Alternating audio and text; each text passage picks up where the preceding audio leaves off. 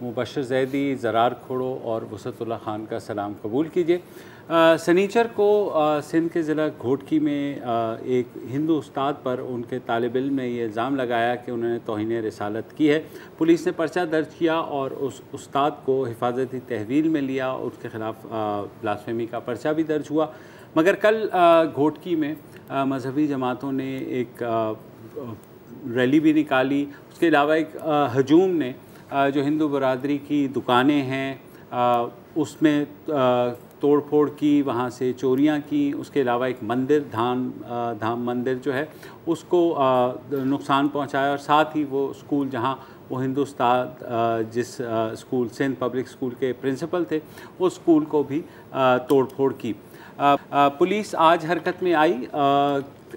कम से कम 190 लोगों के ख़िलाफ़ 3 पर्चे दर्ज हुए हैं। जिन लोगों ने मंदिर में तोड़फोड़ की उनके ख़िलाफ़ ब्लास्फेमी का ही पर्चा दर्ज किया गया है। बाकी लोगों के ख़िलाफ़ तोड़फोड़ और प्रॉपर्टी को नुकसान पहुंचाने का पर्चा भी दर्ज किया गया है। आज क्योंकि घोटकी में तकरीबन 30% के करीब हिंदू बरादरी के लोग आबाद हैं और बरसों से इकट्ठे रह रहे हैं, कभी वहाँ इस तरह का वायलेंस नहीं हुआ। मगर पुलिस ने आज जो कार्रवाई की है उस बारे में भी बात करेंगे। एसएसपी हैं डॉक्टर फ़ारूक अली जार हमारे साथ, एसएसपी घोटकी। अस्सलाम वालेकुम डॉक्टर साहब। वालेकुम अस्सलाम जी फ़ारूक भाई, बताइए कि जब ये वाक़या हुआ तो कल ये तोड़ फोड़ हुई, जाहिर है पुलिस तैनात थी मंदिर पर भी, स्कूल पर भी और हिफाजती तहवील में भी लिया गया। उसके बावजूद एक हजूम ने किस तरीके से वहाँ पर इस तरह की जो है तोड़ फोड़ की? जिस तरह आपने फरमाया, पुलिस तैनात थी मंदिर पर भी और स्कूल पर भी, लेकिन एक मॉब फीलिंग थी और 50 के करीब लोग थे जिन्होंने मंदिर पर हमला किया। तो पुलिस की तैनाती की वजह से ही वहाँ पर कोई ज़्यादा नुकसान नहीं हुआ। एक तो उनको रेजिस्ट किया पुलिस ने और उन्होंने वहाँ पे पथराव वगैरह किया और उसके बाद साथ ही साथ जो पुलिस वाले तैनात थे उन्होंने फ़ौरन इस बात की इत्तला भी दी मुताल्लिका SHO और DSP को। उन्होंने भी फ़ौरन रिस्पॉन्ड किया। इसकी वजह से ज़्यादा नुकसान से बचत हो गई। मंदिर में कोई ज़्यादा नुकसान नहीं हुआ। ज़ाहिर जो हुआ वो भी अफसोसनाक है, लेकिन पुलिस के टाइमली इंटरवेंशन की वजह से और पुलिस की प्रॉपर डिप्लॉयमेंट की वजह से कोई सीरियस नहीं हुआ। इसी तरह आपने देखी होंगी जो वीडियो फुटेजेस देखी होंगी, स्कूल पे भी जिस तरह लोगों ने किया, तो वो एक मॉब था। बहुत सारे लोग थे, तो वो ज़ाहिर इतना उस टाइम पर प्रिवेंटिव एक्शन एक हद तक लिया जा सकता है। फिर दूसरा, जिस तरह आपने फरमाया, तकरीबन 30% के करीब पॉपुलेशन घोटकी की कंसिस्ट ऑफ माइनॉरिटीज़। तो जिस तरह ये टेंशन हुई तो हमने पूरे डिस्ट्रिक्ट में, नॉट ओनली घोटकी सिटी बल्कि पूरे डिस्ट्रिक्ट में जहाँ पर रिहाइश गाहें थीं, जहाँ पे प्लेसेस ऑफ वर्शिप थी, जहाँ पे उनके कारोबार की जगहें थी, हमने हर जगह पुलिस तैनात की। और इस तरह के और भी वाक़यात हुए जहाँ पे कुछ मुश्तइल लोगों ने किसी के घर में घुसने की कोशिश की या किसी के दुकान को कोई इस तरह नुकसान पहुंचाने की कोशिश की। तो अल्लाह की मेहरबानी से 99% शहरियों ने और सिविल सोसाइटी ने आपका कितना साथ दिया?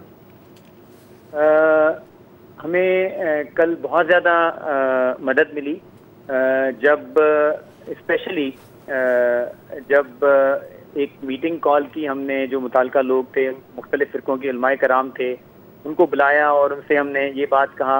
एक तो ये बात कही कि देखें जी, ये बात अभी तक ज़ाहिर है तफ्तीश तलब है कि प्रिंसिपल का क्या किरदार है, किस हद तक किरदार है, क्या इसके फैक्ट्स हैं।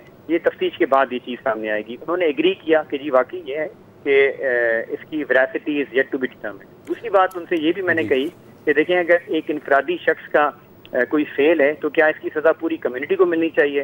तमाम उलमा कराम ने एग्रीड कि नहीं जी, ये बात बिल्कुल ऐसा नहीं है। हमारा मज़हब भी इस बात की तालीम देता है कि इस तरह नहीं होना चाहिए। उसके बाद उन उलमा कराम के साथ हम लोग उस मंदिर में गए और वहाँ पे भी यही बातें हुई और ये भी बात हुई कि ना सिर्फ ये कि हम इसकी मजम्मत करते हैं, बल्कि जिन लोगों ने ये कार्रवाई की है, इनके खिलाफ कानूनी कार्रवाई भी होनी चाहिए। अच्छा डॉक्टर साहब, सॉरी आपकी बात काट रहा हूँ, आपने बात की कानूनी कार्रवाई की, तो क्या आप हमें बता सकते हैं कि अभी इस वक्त कितने पर्चे हुए हैं, कितने लोगों पर हुए हैं और कौन से पर्चे हुए हैं, और मतलब कितने लोग अरेस्ट हुए हैं? और कितने लोग अरेस्ट हुए हैं? जी देखिए, जितने भी वाकयात हुए जिसमें कानून को अपने हाथ में लिया गया, उस पे हमने तमाम उन एक्शंस पे कानून के मुताबिक जो कार्रवाई बनती है हमने की। हमने बात की मंदिर पे हमले की, मंदिर के शीशे तोड़े गए, हमने उसका पर्चा किया।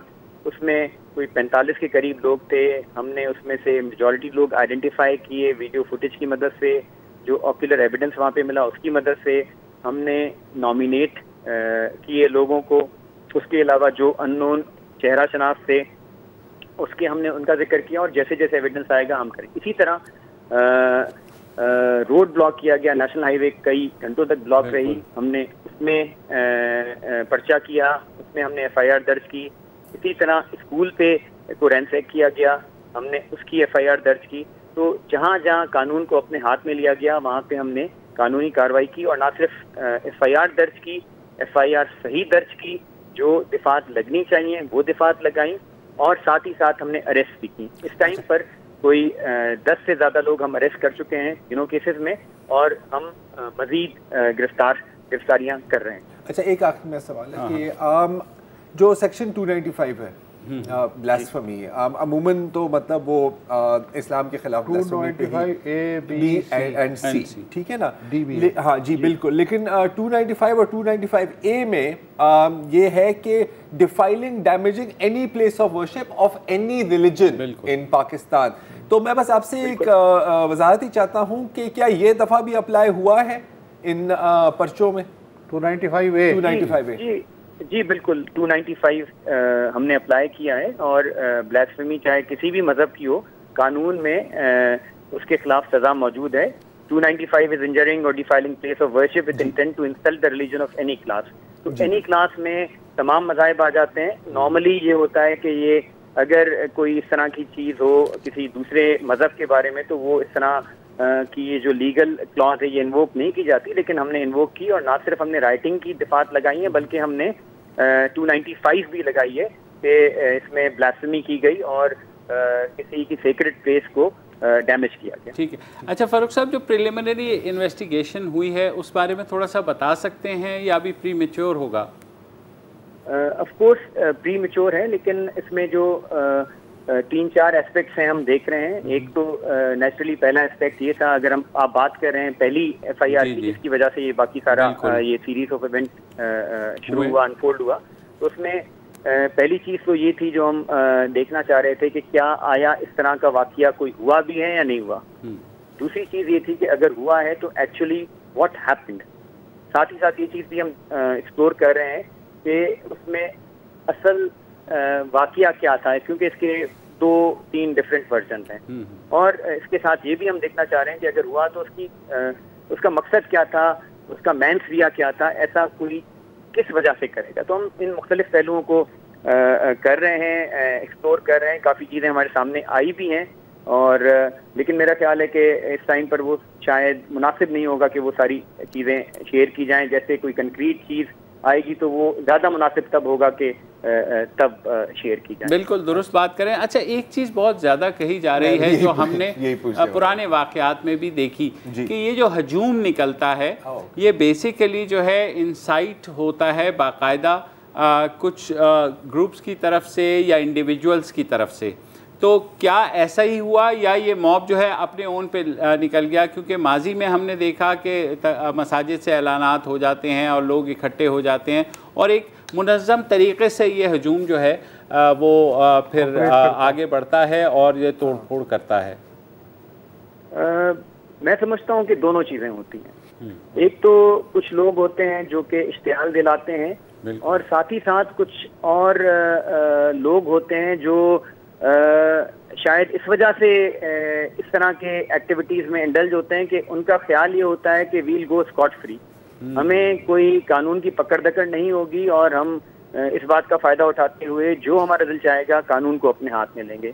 एक जो चीज़ अच्छी हुई है मैं समझता हूँ इस वाक़ये में, कि इसमें जहाँ जहाँ जिस जिस मौके पे कानून को अपने हाथ में लिया गया है, कानून हरकत में आया है और कानून में जो सजा डिफाइंड है उसके हिसाब से कानूनी कार्रवाई शुरू हो चुकी है। एक और जो अच्छी चीज हुई है, इसमें हमने तमाम लोगों को ऑन बोर्ड लिया। कल जब हमारी मीटिंग हुई उलमा के साथ, उनको लेकर हम लोग गए मंदिर में और वहां पर ये चीज बाकायदा तय हुई, ये सारी चीजें कि जिन लोगों ने लिया है उनके खिलाफ कार्रवाई होगी। और इसकी वजह से आज जब ये चीजें हुई हैं तो हमें सब लोगों की सपोर्ट हासिल रही है। एक और अच्छी चीज ये हुई है जो मैं कहूँगा कि जिसकी वजह से हम इसको सक्सेसफुली ये सारी चीजें करने में कामयाब रहे हैं। अच्छा फारूक साहब, एक चीज़ और मैंने पूछनी थी, वो ये थी कि शुरू में ज़रा हिंदू बरादरी जो है रिलक्टेंट थी केस दर्ज कराने पे, तो पुलिस ने अपने ओन पर फिर ये केस दर्ज किया, स्टेट ने अपनी रिस्पॉन्सिबिलिटी शो की, तो बहुत अच्छी बात है कि हमारी पुलिस के अंदर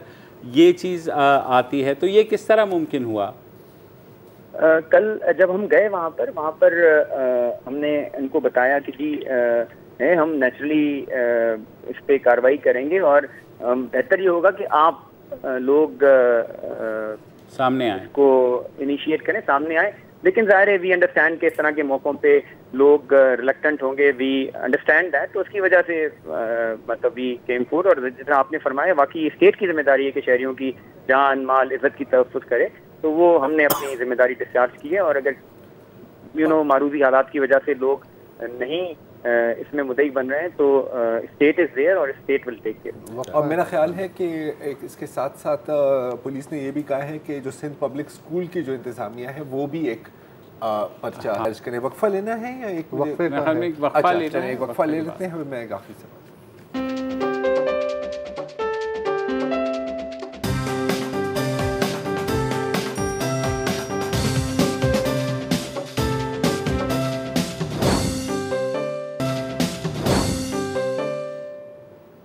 वेलकम बैक। हम बात कर रहे हैं ज़िला घोटकी में जो वाक़या हुआ शनिचर के रोज़, जिसके बाद कल वहाँ खासी तोड़-फोड़ हुई और पुलिस ने एक बड़ा प्रॉम्प्ट और स्विफ्ट एक्शन लिया, जो कि हमें कुछ और वाक़यात में भी नज़र आता है कि पुलिस अब जो है इसके साथ ट्विटर पे मैं देख रहा था, वो जो आईजी साहब थे या डीआईजी साहब, तो उन्होंने ये भी कहा कि जी हम बिल्कुल एक्टिव ले रहे हैं। और एक उन्होंने बड़ी इंटरेस्टिंग बात की कि हमें ये भी पता है कि क्योंकि कश्मीर में जो मसले हो रहे हैं तो हमें और भी केयरफुल होना है अपनी माइनॉरिटीज़ को प्रोटेक्ट करने में। और यकीनन ये बात सही है। और अच्छा, अब जाहिर है बहुत अफसोसनाक वाक़या, ठीक है, पुलिस का रिएक्शन सो फार सो गुड, ठीक है। अब आगे देखते हैं कि कार्रवाई कैसे चलती है। जाहिर है हम अभी कोई 100% का स्टिकर नहीं दे सकते। सियासतदानों और सियासी पार्टियों से भी एक पॉजिटिव रिएक्शन आया है। पाकिस्तान पीपल्स पार्टी की क़यादत सेनेटर सईद गनी भी गए थे और मिनिस्टर नासिर हुसैन शाह भी गए थे और भी लोग गए थे। JUI फे के मौलाना राशिद सुमरो, ठीक है, बिल्कुल उन्होंने ये कहा कि जी अगर किसी ने तौहीन की है तो उस पर पर्चा होना चाहिए, लेकिन किसी को अपने हाथ में कानून लेने की इजाज़त नहीं है। और उसकी सिर्फ ये यहाँ तक महदूद नहीं रहे, एक वीडियो मैसेज भी उनका आया था और उन्होंने ये भी कहा, और एक पीस मार्च भी की थी JUI फे ने। अच्छा, जमीयत उलमाए पाकिस्तान ने भी मजम्मत की है जो तोड़ फोड़ हुई है, सुन्नी तहरीक ने भी की है, महबूब अली सेठो ने। इसके साथ साथ सिंध तरक्की पसंद पार्टी के चेयरमैन जो है कादिर मक्सी, वो भी मौके पर गए थे और भी बहुत सियासतदान गए थे, आप पिक्चर देख रहे हैं। और इसके साथ साथ जो सबसे ज़्यादा मुझे ज़ाती तौर पर फ़ख्र है घोटकी के अवाम के, देखें जो लोग वहाँ पर जिन्होंने तोड़ फोड़ की थी वो भी वहाँ के मुकामी लोग ही होंगे ज़्यादातर, लेकिन जो असल जो आप कह सकते हैं जिनकी स्पिरिट है वहाँ इलाके की, तो पूरी रात लोग मंदिर में बैठे रहे, उनके साथ बैठे रहे, इज़हार यकजहती भी किया। और बैठने का है कि देखो एक चीज़ तो होती है ना कि जी हम मजम्मत करते हैं, बहुत बुरा हुआ आपके साथ, अच्छा जी खुदा हाफिज, और एक है कि नहीं हम आपके साथ ही बैठेंगे कि देखते हैं कौन यहाँ पर दोबारा पड़ता है। बहुत फर्क पड़ता है। बल्कि सिविल सोसाइटी ने अगेन वहाँ पर एक पीस जिंदाबाद के नाम से भी एक रैली की है, उसकी भी सारी तस्वीरें हैं। तो माना कि यार देखें we are not perfect, we are not even close to perfect, बिल्कुल भी नहीं, लेकिन जो कोशिश होती है ना, असल में फसाद जो है ना उसका इम्पैक्ट रहता है 2-3 दिन, हफ्ता।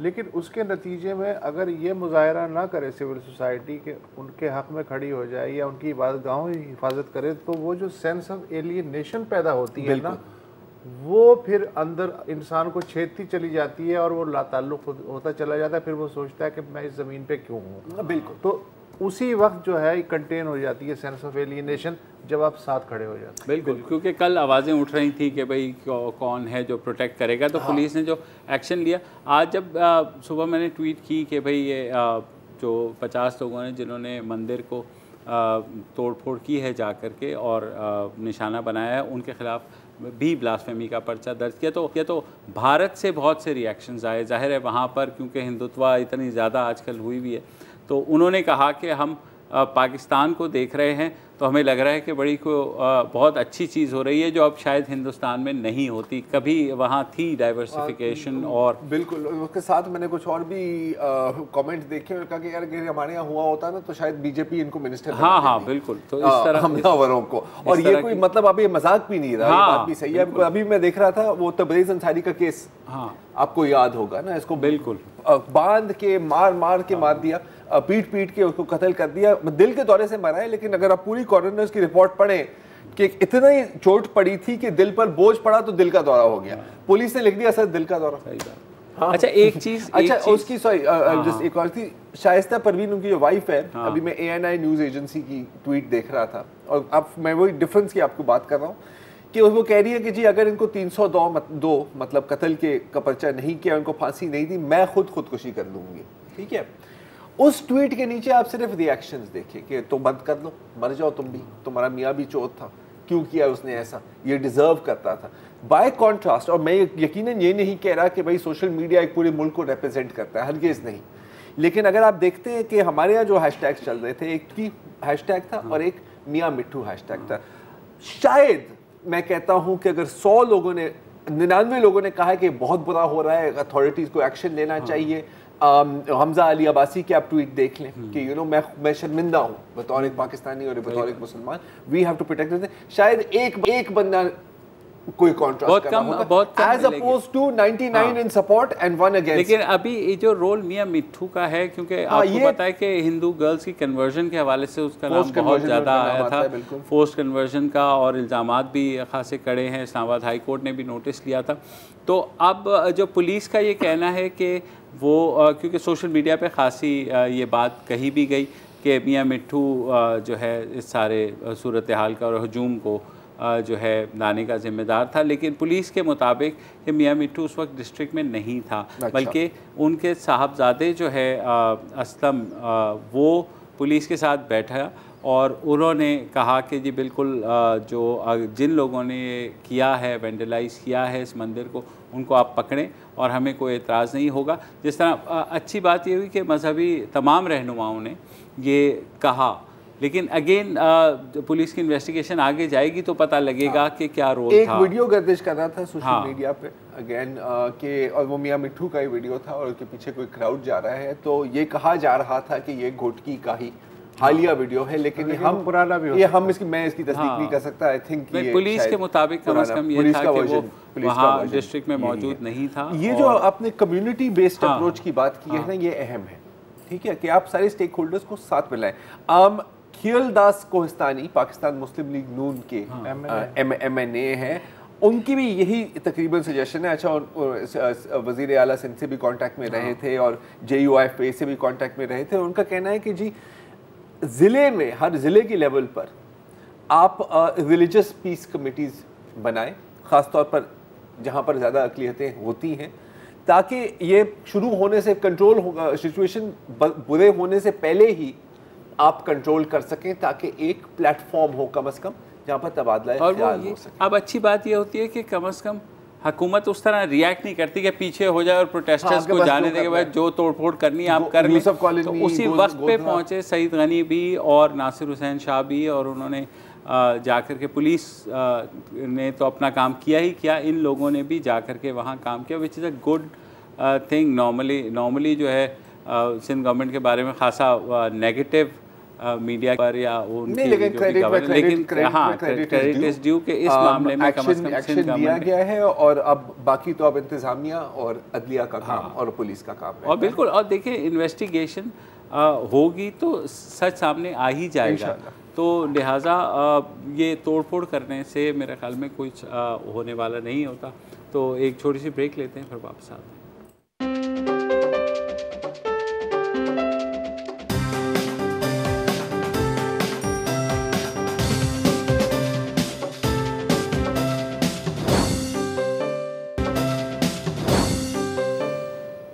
Welcome back. हम बात कर रहे हैं घोटकी में होने वाले अफसोसनाक वाक़े की और उसके बाद जो तोड़फोड़ हुई। उसके बाद सिंध हुकूमत के दो वज़ीर जो हैं, नासिर हुसैन शाह साहब जो वज़ीर बल्दियात और वज़ीर इत्तलात जो हैं सूबाई सईद गनी, वो दोनों वहाँ गए और पैसिफाई भी की वहाँ सिचुएशन और चीज़ों को कंट्रोल भी किया। नासिर हुसैन शाह साहब हमारे साथ मौजूद हैं। अस्सलाम वालेकुम सर। जी नासिर साहब, ये बताइए कि जब आप वहाँ गए तो ज़ाहिर है टेम्पर्स बहुत ज़्यादा हाई थे और तोड़ फोड़ हुई थी, तो किस तरीके से फिर आपने जाकर के वहाँ कंट्रोल किया? बिस्मिल्लाहिर्रहमानिर्रहीम, अल्लाहुम्मा सल्ली अला मुहम्मदिन व आले मुहम्मद। सर, वहाँ पे ज़ाहिर है जब भी ऐसी कोई सूरत हाल होती है, किसी शख्स की तरफ से कोई इस तरह की बात हुई और जब तक उसकी इंक्वायरी हो कि आया वो सही इल्ज़ाम है या क्या है, लेकिन लोगों में बहुत ज़्यादा वो था और फिर उसमें शरपसंद लोग जो हैं वो मुख्तलिफ एक्टिविटियाँ शुरू कर देते हैं। बिल्कुल। मैं ज़ाहिर है गवर्नमेंट का रहा, उसी वक्त चेयरमैन बिलावल भुट्टो ज़रदारी साहब ने सईद गनी साहब को और मुझे भेजा, चीफ मिनिस्टर साहब ने वहाँ के एडिशनल IG को भी बोला, सब ऑन बोर्ड थे। लेकिन मैं अप्रिशिएट करूँगा उलमाए किराम को जो मुख्तलिफ मकातब फ़िक्र से ताल्लुक़ रखते थे। उन्होंने बहुत अहम रोल अदा किया और उन्होंने जैसे मीडिया भी, सोशल मीडिया पे भी, सब पर, और ख़ुद भी वहाँ पे वो आ गए और उन्होंने इस चीज़ को रोका। और क्योंकि उसमें वो लोग इस तरह की हरकतें कर रहे थे जिनका किसी मजहबी जमात से ताल्लुक़ नहीं था, या वो लोग ही तोड़ फोड़ कर रहे थे, या हिंदुओं की जो मुक़द्दस मकामात हैं उनको नुकसान पहुंचा रहे थे, जो शरपसंद लोग थे। और उन्होंने खुद कहा कि इनको गिरफ्तार किया जाए, उनके खिलाफ FIR कटाई जाएं ताकि ये सिलसिला रुके और इस तरह की कोई चीज़ ना हो। और फिर ये सारा बेहतर हो गया। हम सब लोग वहाँ पे गए और आज कारोबार वहाँ पे मुकम्मल तौर पर खुला हुआ है, क्योंकि ज़्यादा आपको पता है हिंदू कम्युनिटी का कारोबार होता है वहाँ पे, जितने भी वहाँ पे शहर हैं। नासिर साहब की मेहरबानी से ये बहुत इजीली सब हो गया बेहतर। आपका आबाई इलाका है, जहाँ तक मेरी मालूमात है, सक्खर, घोटकी, डहरकी वगैरह, जाहिर है आप उससे बेहतर कौन जानता है उस इलाके को। वहाँ की वैसे सोशल केमिस्ट्री है क्या? इस तरह की चीजें कैसे हो जाती हैं? देखिए, मैं आपको सर अर्ज करूं कि ये आजकल कोई इस तरह का सिलसिला है, आप देख लें, ये सिर्फ सिंध में ही मसला नहीं है, कहीं भी ऐसी कोई भी चीज़ हो, कई ऐसे वाक़यात हैं, आप मुझसे ज़्यादा आपको इन चीज़ों का इल्म है, इतराक है, कि वहाँ पे एकदम इस तरह के लोग निकल आते हैं। और हमने ये भी देखा है कि छोटी उम्र के लोग भी उसमें शामिल होते हैं। फिर दूसरे मरहले में फिर वो जो जराइम पेशा लोग हैं वो लूट मार में आके मुलव्वस हो जाते हैं। तो ये एक इस तरह का ट्रेंड है, वो तभी ख़त्म होगा जब सख्त सजाएं मिलेंगी। और जिस तरह कल सब इस बात पे मुत्तफिक थे, और मैं हिंदू कम्युनिटी ने भी कहा कि अगर हमारे किसी बंदे ने कोई गलती की है, उस पर साबित होती है, तो उसको भी सख्त सजा मिलनी चाहिए। और इसी तरह वहाँ के जितनी दूसरे लोग थे, उन्होंने भी कहा कि जो लोग इस तोड़ फोड़ में, लूट मार में या मकामात को उनके नुकसान पहुंचाने में शामिल हैं, उनको भी सख्त सजा मिले। देखिए, ये ट्रेंड फिर खत्म होगा। होता क्या है कि जब भी इस तरह की चीज हो, एक बड़ा बलवे का नाम दे दिया जाता है, कई लोग उसमें नामजद कर दिए जाते हैं, फिर किसी को भी सजा नहीं मिलती और लोगों को फिर एक किस्म का डर और खौफ खत्म हो जाता है। नासिर साहब, एक फर्क जो मुझे लगता है वो ये है कि पंजाब में जो इस तरह के वाकयात होते हैं उसमें पुलिस जो है वो थोड़ा सा पैसिव हो जाती है, पीछे हट जाती है और मॉब रूल कर जाता है। ये शायद मैंने कम से कम पहली बार देखा है कि पाकिस्तान में कि पुलिस ने किसी एक इलाके में इस तरह की वारदात के बाद स्टैंड लिया। बिल्कुल, ये मुझे एक बुनियादी फर्क लग रहा है पिछले वाकयात में और इस वाकये में। बिल्कुल बिल्कुल सर आप बिल्कुल सही कह रहे हैं। पुलिस ने बहुत, हमारे जो पुलिस अफसर हैं और पुलिस के जवान हैं, उन्होंने हिम्मत की। उसके साथ साथ लॉ एनफोर्समेंट एजेंसीज के लोग भी थे, रेंजर्स को भी उसमें यूज किया गया। लेकिन मैं आपको एक बात जरूर फिर दोबारा इस बात का कहूंगा कि अगर इस चीज को ज्यादा उभारा जाता ना, तो फिर जाहिर है पुलिस को कहीं पे किसी जगह पे वो कंट्रोल कर सकते, उलमा का किसी जगह पे किरदार। कंट्रोल ना कर सकते। उलमा का किरदार, हाँ, उलमा के किरदार ने बहुत अहम रोल अदा किया। चलें, और उन्होंने जब उनकी सोशल मीडिया पे उन्होंने वायरल कराई अपनी बिल्कुल जो स्पीचेस, और खुद आ गए, सामने आ गए, अपील्स वहाँ पे की, खड़े रहे। बल्कि रात भी वो मंदिर में हमारे साथ गए, जितने मकातब फिक्र से उलमाए किराम थे, उन्होंने खुद वहाँ जाके उनके साथ रहे। और रात भी उन्होंने ये कहा कि कल भी हम इनके साथ और हमारे रजाकार भी साथ होंगे। अगर जहाँ पे फौज मतलब पुलिस या रेंजर्स के लोग होंगे, वहाँ पे मुख्तलिफ तालिब भी उनके साथ होंगे, और इसी तरह ज़ाहिर है पीपल्स पार्टी के लोग या दीगर जमातों के लोग। अच्छा नासिर साहब, एक उलझन जो कि शायद बहुत से लोग जो घोटकी में नहीं हैं, सोशल मीडिया पे हैं, वो बार बार ये कह रहे हैं कि जो और इसमें कहीं जो मियाँ मिट्ठू हैं उनका कोई रोल है। एक दफ़ा क्लियर कर दीजिए कि क्या आप जब वहाँ गए तो आपको कुछ ऐसी फीलिंग आई या कुछ ऐसी मालूमात मिली? देखिए, मैं जब वहाँ पे गया तो ऐसा कोई सिलसिला नहीं था, बल्कि जो उलमाए किराम का वफद हमसे आया मीटिंग करने के लिए, उसमें उनका बेटा भी शामिल था। अच्छा। और फिर उनको मुसलसल जो हमारे मुख्तलिफ हिंदू पंचायत के लोग थे, उनके फ़ोन भी आ रहे थे कि आप भी वहाँ पे मंदिर आए। तो वो भी फिर वहाँ पे आए और सबको, तो उस वक्त तो सिलसिला ऐसा ही लग रहा था कि सब लोग इस आग को बुझाने में मसरूफ है।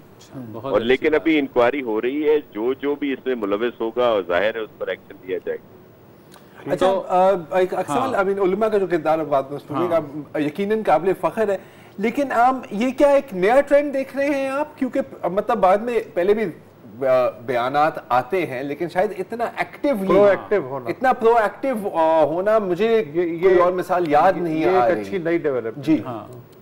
देखिए, उसमें यह है कि एक मीडिया का भी किरदार है, वो भी मुस्बत बातें आती हैं उस पर, सोशल मीडिया भी। फिर हमने भी उनसे फौरी तौर पर राब्ता किया, इंतजामिया ने भी, जो वहाँ के हमारे डिप्टी कमिश्नर हैं और एसएसपी हैं या दीगर अफसरान हैं, उन्होंने भी, और हम लोगों ने भी ज़ाती तौर पर उनसे राब्ते किए कि जी आए, आप लोग के साथ हों हमारे। और हमारी भी वहाँ पे ज़ाहिर है मौजूदगी जो थी वो भी एक मैटर करती थी, इसी तरह सब लोग वहाँ पे थे। तो अल्लाह का शुक्र है जी, कोई बड़ी बदमज़गी नहीं हुई, कोई बहुत नुकसान नहीं हुआ। और हमारी कोशिश होगी कि खुदा ना खास्ता कहीं भी ऐसा कोई सिलसिला होता है तो वहाँ पे फौरी तौर पर काबू पा लिया जाए। क्योंकि इसमें दोनों तरफ से एक चीज़ जो आई कि अगर हिंदू कम्युनिटी ने भी कहा कि हमारा अगर बंदा इसमें मुलविस है तो उसको सख्त सजा दी जाए उस पर, अगर ये इल्ज़ाम साबित हो जाता है। और इसी तरह दूसरी तरफ से भी आया कि जितने लोग इसमें मुलविस हैं और उनकी सीसी फुटेज में शक्लें भी हैं, उनके खिलाफ पूरा वहाँ पे सबूत भी हैं, उन पर एफआईआर भी काटी जाए, उन्हें गिरफ्तार भी किया जाए, और गिरफ्तारियां भी हुई हैं वहाँ। चलिए, बहुत शुक्रिया नासिर साहब। और जैसे वुसत साहब ने कि बहुत अच्छी एक शुरुआत है कि पूरी कम्युनिटी, एडमिनिस्ट्रेशन, गवर्नमेंट सब ने मिल करके तेल नहीं डाला आग पे, शहर को ओन करना इसी ये होती है ओनरशिप, ये होती है। आई होप के इन फ्यूचर ऐसे वाक़यात में इसी तरह का मैच्योर रद्द अमल सामने आएगा। और वक्फा ले लें, और वक्फा ले लें।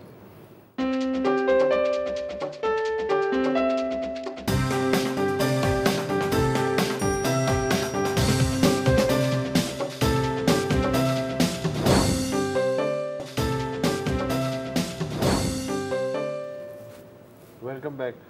शनीचर का दिन खलीजी रियासतों के लिए और ईरान के लिए भी बहुत ख़तरनाक था, क्योंकि सऊदी मेनलैंड में जो अरामको तेल कंपनी है उसकी सबसे बड़ी, मतलब दुनिया की सबसे बड़ी जो ऑयल रिफाइनरीज हैं, खुरेस और अबीक, वहाँ पे मुबैना तौर पे ड्रोन्स हमले हुए और ठीक ठाक धुआंधार किस्म की तबाही भी हुई है। उसका नतीजा ये निकला है कि सऊदी तेल की जो मिक़दार थी वो आधी हो गई, यानी 5.7 मिलियन बैरल पैदावार कम हो गई। उसकी वजह से तेल की जो आलमी कीमतें हैं उनमें कम से कम 10% का फौरी तौर पे इजाफा हो गया, जो पिछले 4 साल में इतनी तेज़ी से होने वाला सबसे ज़्यादा इजाफा है। यूँ समझ लें कि आलमी जो पैदावार है तेल की, उसका 5% सिर्फ इन ड्रोन हमलों की वजह से मुतासिर हो गया है। अब जाहिर है कि सऊदी अरब को भी गुस्सा आना था और उनके जो हैं इत्तेहादी ट्रंप साहब, उन्हें भी गुस्सा आना था। तो ट्रंप ने ये कहा है कि जी हमें पता चल गया है कौन है इसके पीछे, हम समझते हैं ईरान है। हमने तो अपनी जो फौज है उसको लॉक्ड और लोडेड कर लिया है, अब सिर्फ सऊदी जवाब का इंतजार है ताकि हम उससे पूछ रहे हैं भाई तुम किसे समझते हो, कौन जिम्मेदार है। जैसे उसने कहा जी ये मुल्क जिम्मेदार है, हम जो है धुआं भाई को बोलो किसने मारा तुम्हें।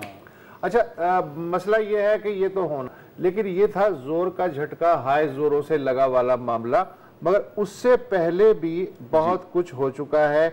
अभी 14 मई को ही अरामको की ईस्ट टू वेस्ट जाने वाली जो मेन पाइपलाइन थी उस पर भी ड्रोन अटैक हुआ और अमेरिका को शुबा है कि ये जनूबी इराक की सरजमीन से किसी ईरानी नवाज ग्रुप ने, या हो सकता है पासदारान ने किया हो।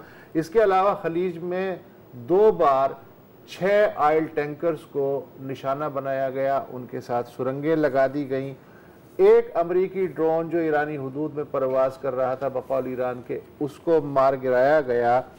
ये सब शाखसाना है पिछले 4.5 साल से जारी यमन की खाना जंगी का, और उसके बाद जो ट्रंप ने ईरान के साथ जौहरी मायदे से एक तरफा दस्तबरदारी का ऐलान किया पिछले साल और ईरान के नट बोल्ट कसने शुरू किए और नाकाबंदी की, उसकी वजह से आहिस्ता आहिस्ता बुखार और खलीज का पानी जंग की तरफ ड्रिफ्ट करता नजर आ रहा है। बिल्कुल। अच्छा जाहिर है अमेरिका बड़ा नाराज है, बाकी भी जो मगरबी इत्तेहादी हैं वो भी बड़े नाराज हैं, क्योंकि आखिरकार अब तेल पर हमला हुआ है।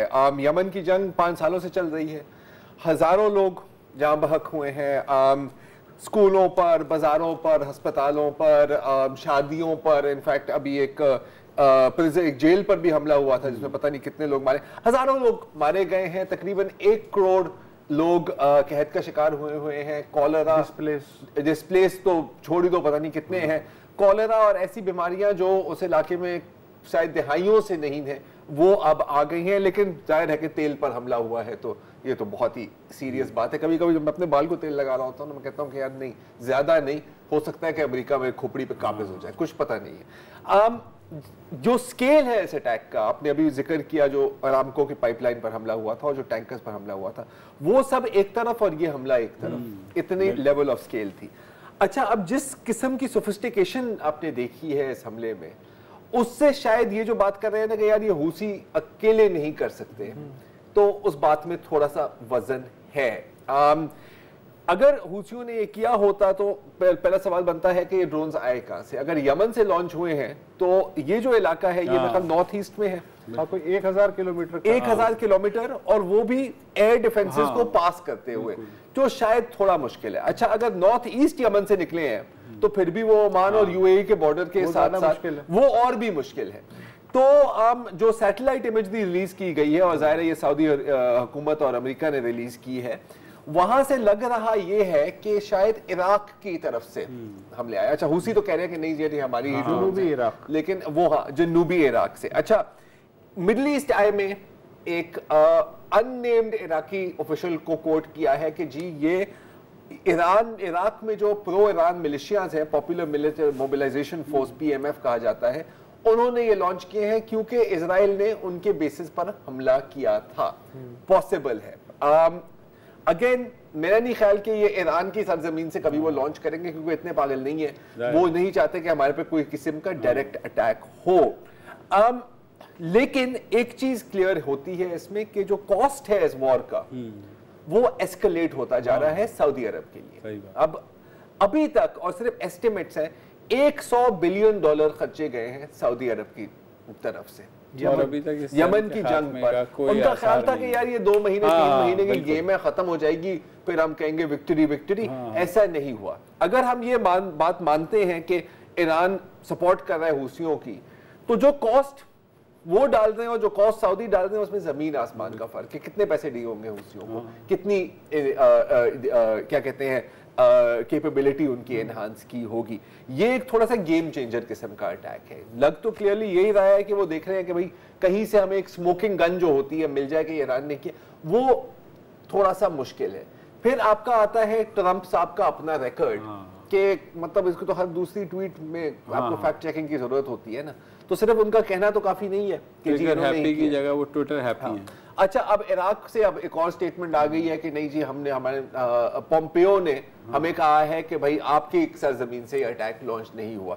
तो जाहिर है कि यूएस और सऊदी और यूएई तो डायरेक्ट यही कंक्लूजन ड्रॉ करना चाह रहे हैं कि जी ईरान से हमला हुआ है। सपोज करें कि इसमें पीछे ईरानियन हाथ है, जिसकी पॉसिबिलिटीज है, क्योंकि ये कोई आसान अटैक नहीं था यार। ये ऐसा नहीं है कि क्वाडकॉप्टर आपने जाके और सरहद के फौरन बाद कोई जगह हो, ये इलेक्ट्रॉनिक मार्केट से आपने क्वाडकॉप्टर उठा के वो वाला नहीं है, ये पूरी फ्लीट ऑफ ड्रोन्स थी।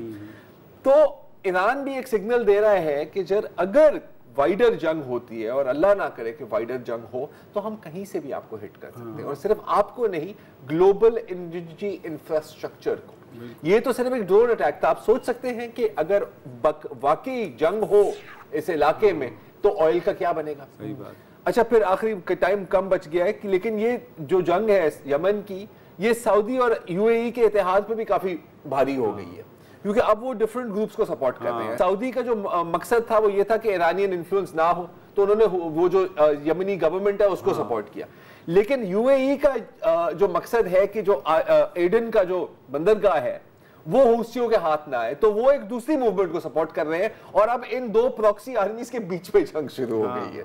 और मेरा ख्याल है यूएई ने कुछ माह पहले भी अनाउंसमेंट की थी कि वो अपनी ग्राउंड फोर्सेस विथड्रॉ कर रहे हैं। तो यही होता है ना, वो अंग्रेजी में एक कहावत है कि success has 1000 fathers but defeat is an orphan. मतलब शिकस्त जो है ना वो यतीम होता है।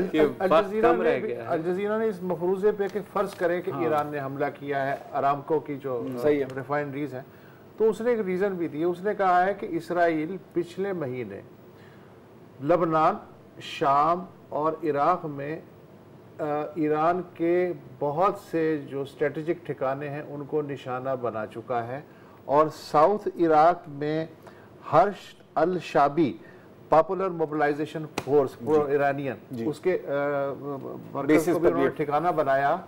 तो अब ये अगर ईरान ने भी हमला किया है तो ये सिग्नल दिया गया अमेरिका को कि तुम वो करवाओगे तो हम ये करूंगा।